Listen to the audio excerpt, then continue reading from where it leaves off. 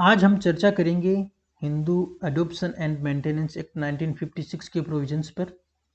हिंदू दत्तक एवं भरण पोषण अधिनियम, जैसा कि नाम से स्पष्ट प्रतीत हो रहा है, इसमें दत्तक एवं भरण पोषण दोनों के प्रोविजन एक ही एक्ट में समाहित है।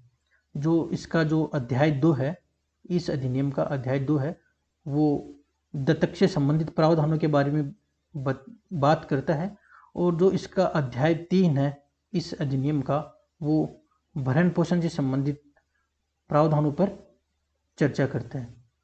तो भाग 2 में दत्तक एवं भाग 3 में भरण पोषण से संबंधित प्रावधान है। इन दोनों प्रावधानों को एक जगह रखकर Hindu adoption and maintenance act 1956, ये इस अधिनियम का नाम है, हिंदू दत्तक एवं भरण पोषण अधिनियम। तो आज हम केवल और केवल अडॉप्शन पर चर्चा करेंगे, जो चैप्टर 2 सेक्शन 5 to 17 में ये प्रोविजंस दिए गए हैं। अडॉप्शन, अगर हम जनरल भाषा में अगर हम बात करें तो हम आम बोलचाल की भाषा में गोद लेना, गोद देना, कि किसी बच्चे को उस परिवार ने गोद ले लिया है, या ये इस परिवार का बच्चा था, उन्होंने किसी दूसरे परिवार को इसको गोद में दे दिया गया है। हिंदी के लिए इसके लिए एक शब्द है दत्तक, हम इसके लिए दत्तक शब्द का इस्तेमाल करेंगे। तो जो हमारी जो प्राचीन हिंदू विधि है, जिसको हम शास्त्रीय हिंदू विधि के नाम से भी जानते हैं, तो उसमें पुत्र का बड़ा ही महत्वपूर्ण स्थान था। नरक से बचाने के लिए, श्राद्ध कर्म के लिए पुत्र की आवश्यकता अनिवार्य समझी जाती थी। याज्ञवल्क्य ने अपना मत दिया कि वंशवृद्धि के लिए, वंशवृद्धि की परंपरा को बनाए रखने के लिए पुत्र आवश्यक है। और मनु ने यहाँ तक कह दिया है कि एक संतानहीन व्यक्ति को एक पुत्र का प्रबंध जिस किसी प्रयत्न से हो सके वो करना चाहिए। तो आज हम जानेंगे, आज की इस वीडियो में हम जानेंगे दत्तक क्या है, दत्तक की आवश्यक शर्तें क्या है, कौन दत्तक ले सकता है, कौन दत्तक दे सकता है, किसको दत्तक में लिया जा सकता है, दत्तक से संबंधित अन्य शर्तें, दत्तक के क्या प्रभाव है। इन सब को आज हम इस वीडियो में आज हम उनकी चर्चा करेंगे। तो सबसे पहले हम जानेंगे दत्तक क्या है।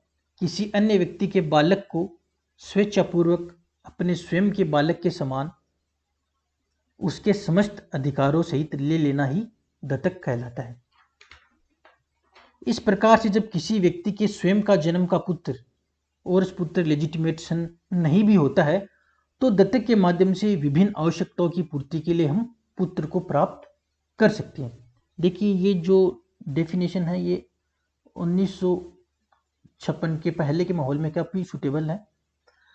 अब आपको पता है कि जो पहले जो दत्तक लिए जाते थे, दत्तक दिए जाते थे, वो शास्त्रीय हिंदू विधि के अनुरूप ही होते थे, कि पुत्र का ही दत्तक दिया जा सकता है, पुत्र को दत्तक में लिया जा सकता है, अपनी जाति के अपत्य को ही हम दत्तक में दे सकते हैं या ले सकते हैं। लेकिन अब हिंदू दत्तक एवं भरण पोषण अधिनियम 1956 आ चुका है, और अब केवल पुत्र ही नहीं, जैसे अभी मैंने चर्चा की थी ना जन्म का पुत्र, अब केवल पुत्र ही नहीं अपितु पुत्रियों को भी दत्तक में लिया जा सकता है। और दत्तक ग्रहण करने के लिए पुरुष के समान ही स्त्री को शक्तियां प्रदान की गई है। और जहाँ तक वो धार्मिक क्रियाओं की बात है, जो मैंने शुरू में की, श्राद्ध के लिए, पिंडदान के लिए आदि के लिए जो पुत्र का दत्तक में लिया जाता है, वो परंपराएं, वो प्रक्रियाएं अब क्या हो चुकी है, इस अधिनियम के आने के पश्चात गौण हो चुकी है। तो जो दत्तक का जो धार्मिक स्वरूप था वो इस अधिनियम के माध्यम से गौण हो चुका है। यहाँ तक कि अगर हम दत्तक लेने के बाद अगर दत्तक होम भी नहीं करें, दत्तक के समय जो दत्तक होम किया जाता है, अगर हम वो भी ना करें, तो भी इस दत्तक की विद्यमान्यता पर कोई फर्क नहीं पड़ता। तो इस प्रकार किसी संतानहीन व्यक्ति को संतानवान बनाने की जो प्रक्रिया है वो ही दत्तक कहलाती है। कोई व्यक्ति किसी अन्य व्यक्ति के पुत्र या पुत्री को दत्तक में ले सकता है, और वो अपने आप को स्वयं को संतानवान बना सकता है। यही दत्तक का औचित्य है। तो जो इस अधिनियम की जो धारा 4 है उसमें यह बताया गया है कि इस अधिनियम का अध्यारोही प्रभाव होगा, ओवरराइडिंग इफेक्ट ऑफ एक्ट। अर्थात इस अधिनियम के आने से पहले कोई भी शास्त्र, वाक्य, नियम या निर्वचन या कोई भी रूढ़ या प्रथा का जो भी प्रचलन है और वो इस अधिनियम के उपबंधों के असंगत है, वो रूढ़ि प्रथा, वो शास्त्र, नियम, तो वो क्या हो जाएंगे, वो प्रभावहीन हो जाएंगे, उनका कोई अर्थ नहीं रहेगा। और जो भी दत्तक होगा वो इस अधिनियम के इस अध्याय 2 में जो धारा 5 से 17 तक जो भी उपबंध बताए गए हैं उन्हीं के अनुरूप ही ये दत्तक होगा। इस अध्याय के उपबंधों के उल्लंघन में अगर कोई दत्तक लिया जाता है, दत्तक दिया जाता है, तो वो शून्य होगा वो। अर्थात ऐसा माना जाएगा कि दत्तक लेने या देने की प्रक्रिया हुई ही नहीं। और जो बालक होता है, जो दत्तक दिया जाता है, जिसको दत्तक में लिया जाता है, उसके जो अधिकार उत्पन्न होते हैं वो उससे उत्पन्न ही नहीं होंगे, अर्थात वो उसी परिवार में ही रहेगा। ऐसा माना जाएगा कि उसका दत्तक हुआ ही नहीं। तो इस अधिनियम की जो सबसे महत्वपूर्ण धारा है वो है धारा 6। इस धारा में विद्यमान दत्तक संबंधी अपेक्षाएं बताई गई है, अर्थात एक विद्यमान दत्तक की क्या शर्तें होती है वो इस धारा में बताई गई है। इस धारा में जो पहला क्लोज है उसमें दत्तक लेने वाला व्यक्ति दत्तक लेने की सामर्थ्य एवं अधिकार रखता हो, अर्थात इसमें एक हिंदू पुरुष एवं हिंदू स्त्री के दत्तक लेने की सामर्थ्य एवं अधिकारों के बारे में बताया गया है। जो सेक्शन 7 है वो हिंदू पुरुष की दत्तक ग्रहण करने की सामर्थ्य एवं अधिकार के बारे में बताता है, और जो धारा 8 है वो एक हिंदू स्त्री के दत्तक लेने की सामर्थ्य एवं अधिकार के बारे में बताती है। इसी प्रकार जो अगला क्लोज है उसमें यह बताया गया है कि दत्तक देने वाला व्यक्ति ऐसा करने की सामर्थ्य रखता हो। यह बात धारा 9 में बताई गई है। जो आगे का जो क्लोज है उसमें यह बताया गया है कि दत्तक व्यक्ति दत्तक में लिए जाने योग्य हो। तो धारा 10 ये कहती जिसको हम दत्तक दे रहे हैं, जिस अपत्य को हम गोद दे रहे हैं, क्या वो दत्तक में लिए जाने योग्य है, इसके बारे में जो उपबंध किया गया है वो धारा 10 में किया गया है। और इसके अलावा जो इसका जो क्लोज 4 है उसमें यह बताया गया है कि दत्तक इस अध्याय में वर्णित अन्य शर्तों के अनुवर्तन में न किया गया हो। दत्तक इस अध्याय में वर्णित अन्य शर्तों के अनुवर्तन में किया गया हो, यह बात धारा 11 कहती है। तो इस प्रकार अगर हमसे यह पूछे एक विधिमान्य दत्तक की आवश्यक शर्तें क्या है, तो हम केवल और केवल धारा 6 को नहीं बताएंगे। धारा 6 के साथ हम धारा 7, धारा 8, धारा 9 एवं धारा 10 तथा 11 का भी वर्णन करेंगे। इन धाराओं में जो भी शर्तें बताई गई है उन शर्तों की पालना में ही कोई दत्तक होगा वो वैध होगा, और इन धाराओं की अगर हम अनुपालना नहीं करेंगे तो वो दत्तक कोई प्रभाव नहीं रखेगा, वो दत्तक शून्य होगा। तो सबसे पहले हम चर्चा करते हैं धारा 7 की। धारा 7 में हिंदू पुरुष के दत्तक लेने की सामर्थ्यता को बताया गया है। इस धारा में कोई भी हिंदू पुरुष किसी पुत्र एवं पुत्री को दत्तक में ले सकता है, और वो कब ले सकता है, उसकी कैपेसिटी लेने की कब वैलिड होगी, जब वो वयस्क हो एवं स्वस्थ हो। इसके साथ इस धारा में परंतुक दिया गया है। इस परंतुक में यह कहा गया है कि अगर पत्नी जीवित हो तो उसकी सहमति आवश्यक है। अगर उस पुरुष की पत्नी जीवित हो तो उसकी सहमति आवश्यक है। उसकी सहमति कब आवश्यक नहीं है, जब वो अहिंदू हो गई हो या उसने अंतिम रूप से संसार का त्याग कर दिया हो, संसार का उसने त्याग कर दिया गया हो, या वो जो सक्षम क्षेत्राधिकार वाले न्यायालय द्वारा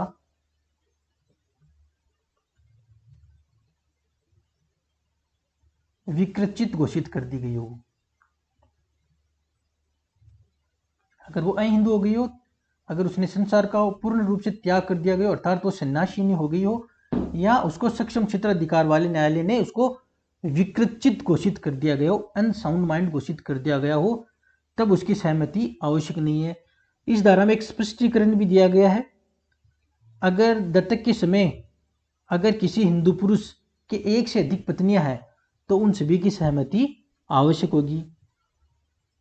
अगर उनमें से कोई पत्नी अहिंदू हो जाती है, संसार का पूर्ण रूप से त्याग कर देती है, या उसको सक्षम क्षेत्राधिकार वाले न्यायालय द्वारा विकृत घोषित कर दिया जाता है, तब उसकी सहमति आवश्यक नहीं है।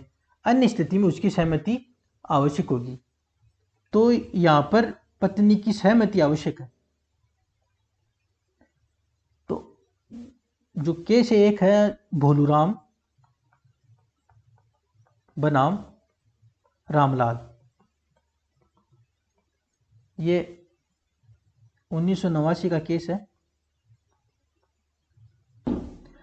इस वाद में न्यायालय ने यह कहा कि यदि पत्नी पति से अलग रह रही है या अन्यत्र चली गई है अथवा घोर अनैतिक जीवन व्यतीत कर रही हो, या न्यायिक पृथक्करण की डिक्री के पश्चात पत्नी अलग रह रही है, तब भी उसकी सहमति आवश्यक है।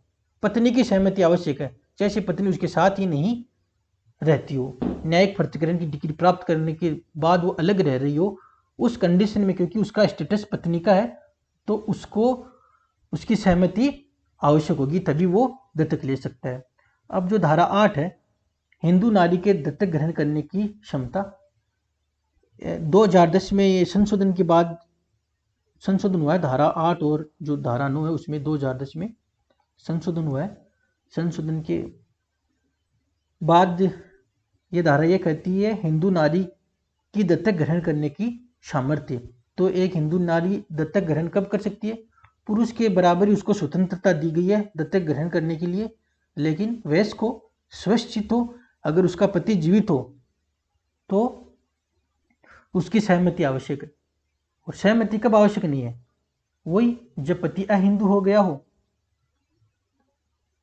या संन्यास ग्रहण कर चुका हो, अर्थात संसार को पूर्ण रूप से त्याग दिया हो, या वो सक्षम क्षेत्राधिकार वाले न्यायालय द्वारा विकृत घोषित कर दिया गया हो। इस कंडीशन में पति की सहमति आवश्यक नहीं है।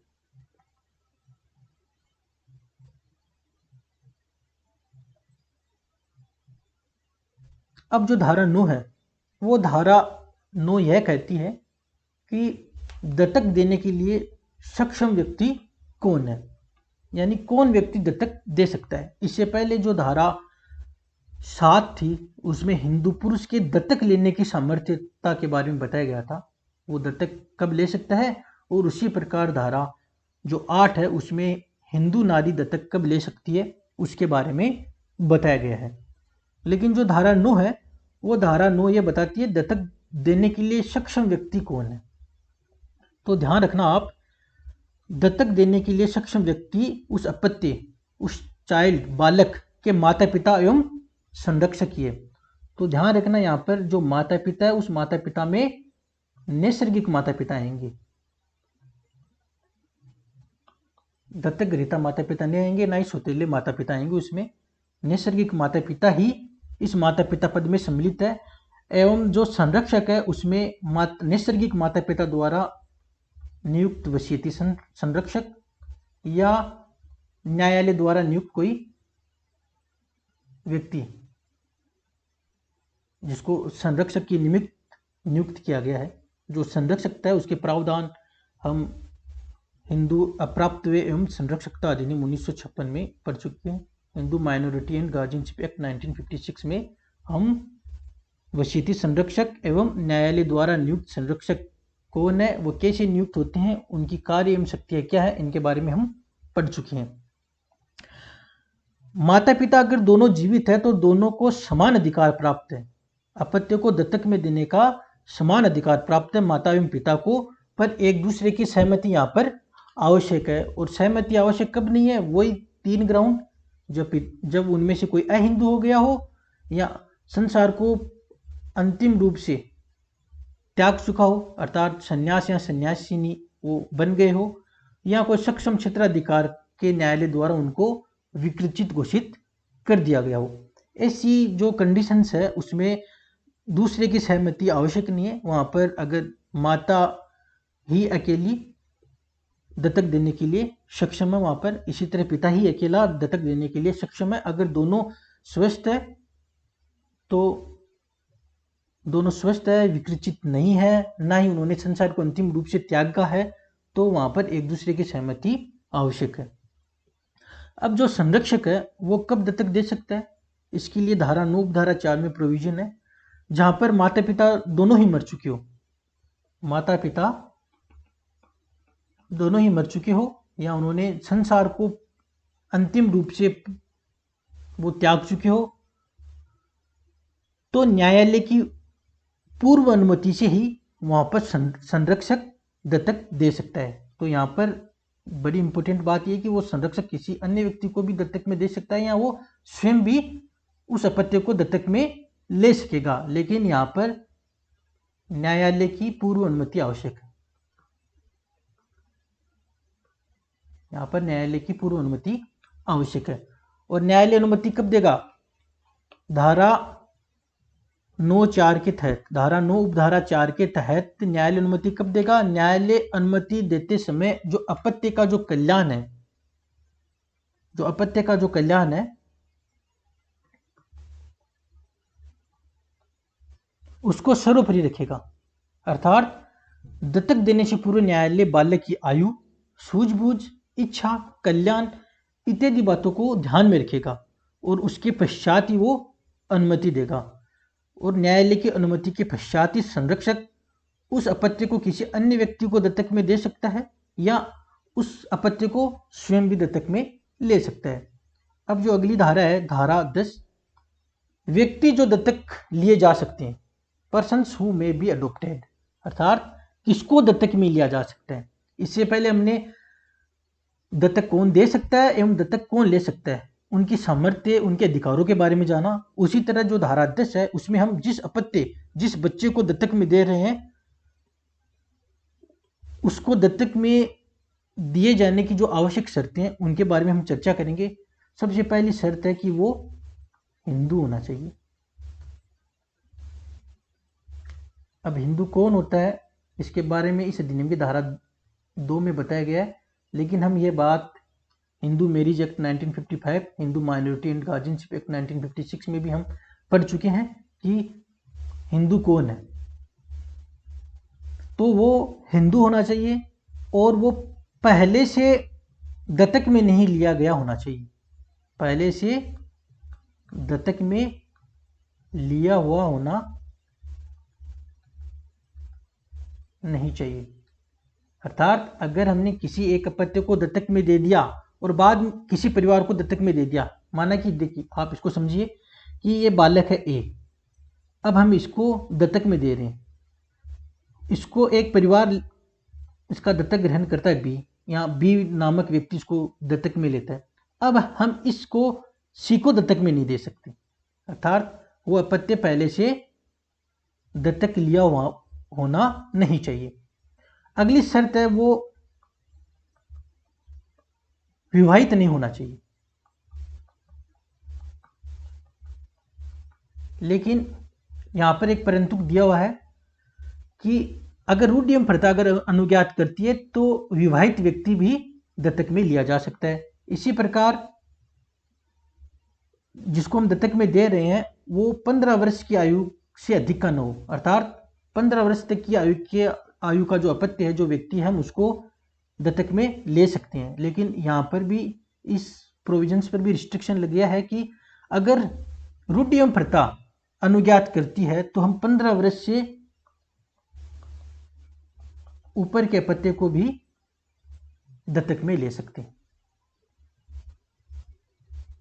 तो धारा 10 में जिनको हम दत्तक में ले सकते हैं उनके लिए आवश्यक शर्तों को बताया गया है। अब जो धारा 11 है, इस धारा 11 में इस विधिमान्य दत्तक की अन्य शर्तों के बारे में बताया गया है। अगर हम अगर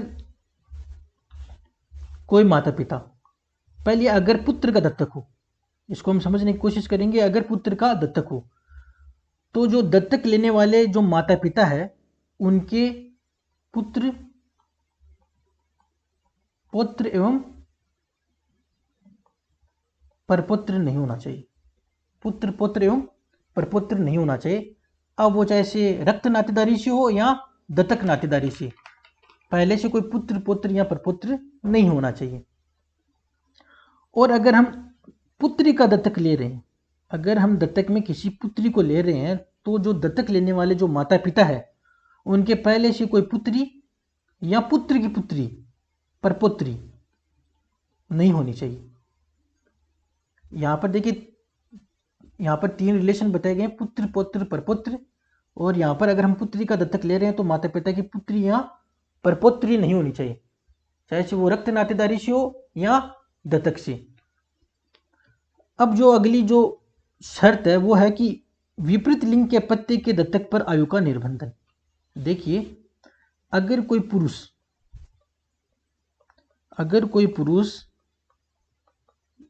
दत्तक ग्रहण करता है और वो दत्तक में किसको ले रहा है, किसी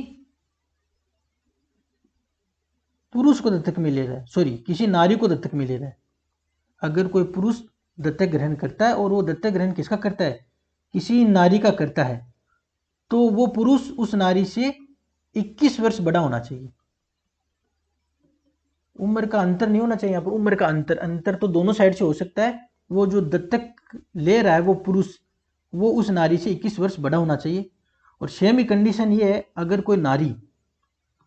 कोई नारी किसी पुरुष का दत्तक ग्रहण कर रही हो तो वहां पर वो उस पुरुष से 21 वर्ष बड़ी होनी चाहिए। तो ये आयु से संबंधित निबंधन है कि यदि दत्तक किसी पुरुष द्वारा लिया जाना है और दत्तक में लिए जाने वाला व्यक्ति नारी है तो दत्तक पिता दत्तक लिए जाने वाले व्यक्ति से आयु में कम से कम 21 वर्ष बड़ा हो। और इसी प्रकार अगर दत्तक किसी नारी द्वारा लिया जाना है और दत्तक लिया जाने वाला व्यक्ति पुरुष है तो दत्तक माता दत्तक लिए जाने वाली व्यक्ति से आयु में कम से कम 21 वर्ष बड़ी हो।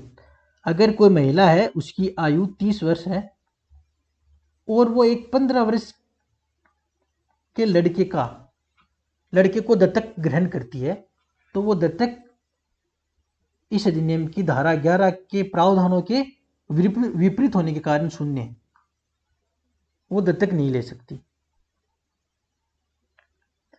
सेम ही ये कंडीशन हम अगर कोई पुरुष दत्तक ले रहा है हम उसके ऊपर अप्लाई कर सकते हैं। अगला जो इसमें इस धारा में जो प्रोविजन है कि वही अपत्य एक साथ 2 या 2 से अधिक व्यक्तियों द्वारा दत्तक नहीं लिया जा सकेगा।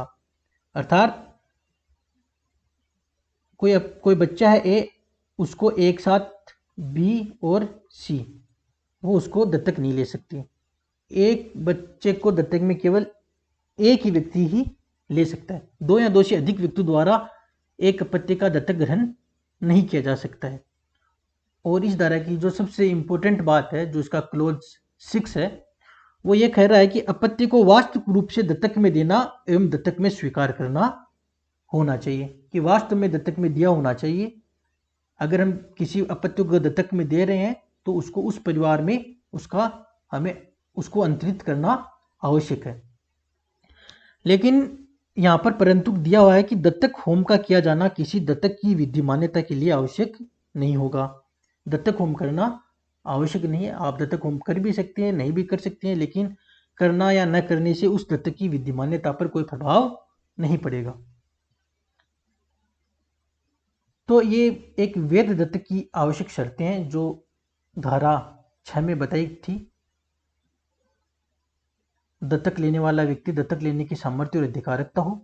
तो इस प्रकार जब भी हमसे कोई विद्यमान दत्तक की आवश्यक शर्तें पूछे तो हम उसको केवल धारा 6 ही नहीं बताएंगे, धारा 6 के साथ हम धारा 7, 8, 9, 10 एवं 11 का वर्णन भी करेंगे। ये एक विद्यमान दत्तक की आवश्यक शर्तें होती है। अब धारा 12 में बताया है कि दत्तक के क्या परिणाम होते हैं।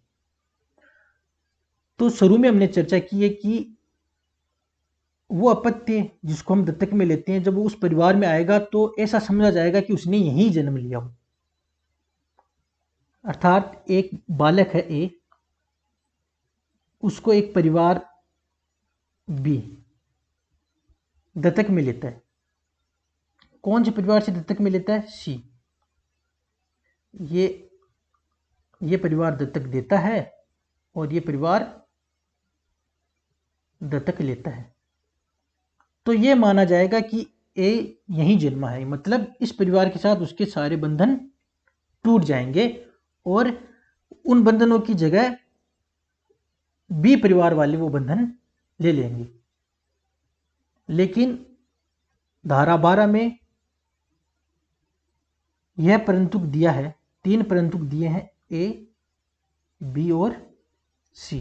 दत्तक के परिणाम बताए गए। दत्तक का सामान्य परिणाम यह होता है कि वो दत्तक पिता या माता का अपत्य माना जाएगा, वो यानी इस बी परिवार में जो दत्तक माता एवं पिता है वो उसी का बच्चा माना जाएगा और इस परिवार से उसके समस्त बंधन टूट जाएंगे। लेकिन फिर भी कुछ बंधन रहेंगे। वो बंधन कौन से रहेंगे?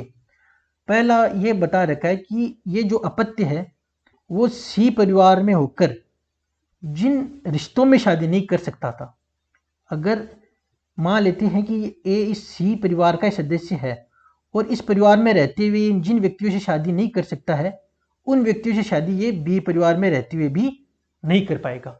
यहाँ परिवार उसका चेंज हो गया है, लेकिन जो हिंदू विवाह अधिनियम की धारा 5 है उसमें जो प्रतिसिद्ध नातेदारी है, जो सपिंड नातेदारी है, वो भी कंटिन्यू इसके साथ ही रहेगी। वो इस परिवार की जो सपिंड नातेदारी है, प्रतिसिद्ध नातेदारी में यहाँ पर वो शादी नहीं कर सकता है, वो शादी ये यहाँ पर भी नहीं कर सकता है उन रिलेशंस में।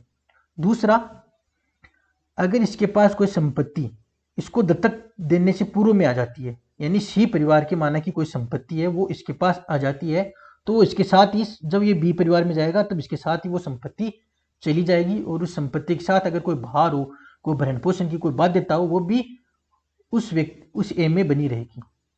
तो पहली तो शादी नहीं कर पाएगा, दूसरी कोई संपत्ति अगर उसके पास आती है तो वो संपत्ति को भी अपने साथ लेकर चला जाएगा। अगर उस संपत्ति पर अगर कोई बाध्यता, कोई भार हो भरण पोषण का, वो भी उसी के साथ रहेगा, वो बना रहेगा। तीसरा है कि जो दत्तक जो बालक है, जो दत्तक अपत्य है, किसी व्यक्ति को उस संपदा से निर्हित नहीं करेगा जो उस व्यक्ति में दत्तक की पूर्व निर्हित की गई हो। इसको हम बोलते हैं डॉक्ट्राइन ऑफ रिलेशन बेक, पूर्व संबंध का सिद्धांत। ये आपका होमवर्क है, ध्यान रखना। ये कई बार एग्जाम में पूछा भी जाता है, पूर्व संबंध के सिद्धांत से आप क्या समझते हैं। तो इसमें जो भी केस लॉज है, न्यायालयों ने जो भी, सुप्रीम कोर्ट, हाई कोर्ट ने जो भी केस वगैरह दिए हैं, आप उनका अध्ययन जरूर से करना। इसको हम एक साधारण एग्जाम्पल से समझते हैं कि यहाँ पर है ए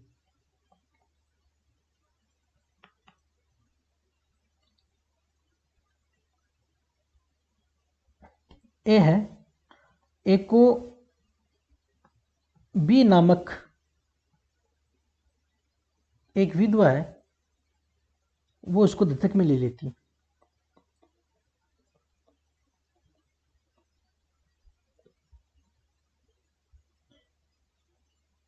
दत्तक में लेने से पहले ये जो विधवा है इसको अपने पति अक्ष से जो भी संपदा प्राप्त होती है उसमें से उस संपदा का कुछ ये हिस्सा किसी अन्य व्यक्ति जेड को विक्रय कर देती है।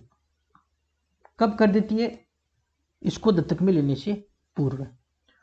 तो दत्तक में लेने के बाद ये ए है उस जेड को उस संपदा से निर्हित नहीं करेगा, मतलब उस संपदा से उसको बेदखल नहीं करेगा।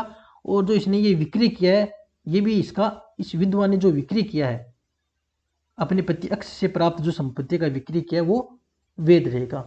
डॉक्ट्राइन ऑफ रिलेशन बेक ये कहता है कि कोई भी जो विधवा है उसने किसी अपत्य को दत्तक में लिया है तो ये माना जाएगा कि जिस दिन उसके पति की मृत्यु है उस दिन से उसने वो दत्तक लिया है।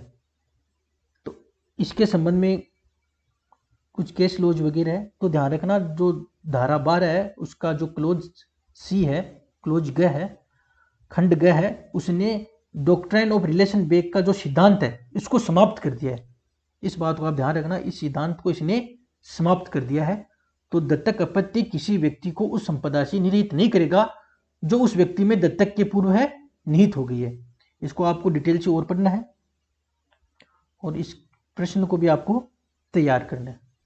अब जो धारा 13, दत्तक जनकों को अपनी संपत्तियों के वहन का अधिकार। तो कोई भी अगर करार के भाव में, किसी भी प्रकार के करार के भाव में कोई दत्तक किसी दत्तक पिता या माता को अपनी संपत्ति को अंतरण करने से या विल द्वारा उस संपत्ति को वहन करने की शक्ति से वंचित नहीं करेगा। जो दत्तक को ऐसे माना जाएगा कि वो उसी परिवार में जन्मा है, तो जो नैसर्गिक पुत्र या पुत्री होती है वो अपने माता पिता की संपत्ति अंतरण या उनके विल करने की शक्ति के ऊपर प्रतिबंध नहीं लगा सकती। उसी तरह एक दत्तक भी अपने दत्तक माता या पिता को संपत्ति का अंतरण करने या उस संपत्ति का विल द्वारा वहन करने की शक्ति से वंचित नहीं करेगा। अब जो अगली जो धारा है, धारा 14, उसमें